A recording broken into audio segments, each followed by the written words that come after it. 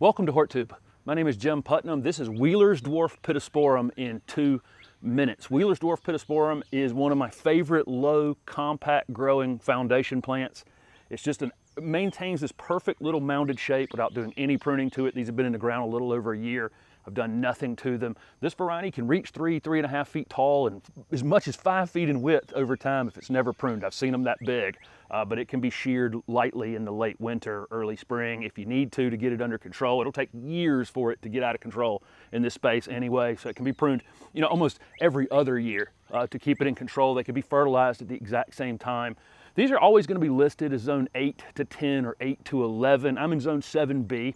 And they can be used in zone 7. Just keep in mind you want to do what I've done and keep them up near a foundation, near the house, someplace that they can be protected from the worst of the winter. Something below 5 degrees would definitely hurt this plant pretty badly.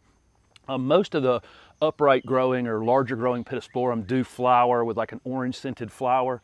Wheeler's Dwarf will occasionally, but it's not very reliable as a flowering shrub. It's mostly just for this grown for this just perfect, and I mean really perfect, compact growth habit and shiny foliage. These are resistant to most insect and disease problems. Not a lot of issues with them. They would prefer moist, well-drained soils. It's one of those mini plants that like that. I have clay at my house, and so I do mound them up a little bit. But again, it's not so much of a water problem as it is just that. No aeration in the soil problem that we tend to have in our clay soils.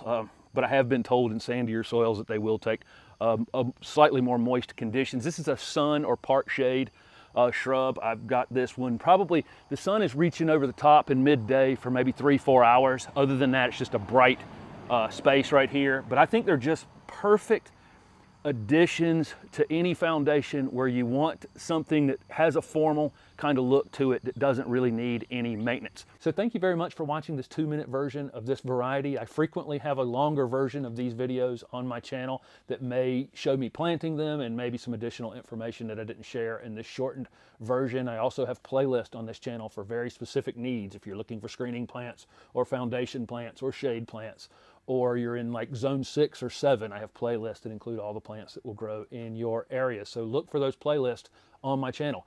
Thanks for watching.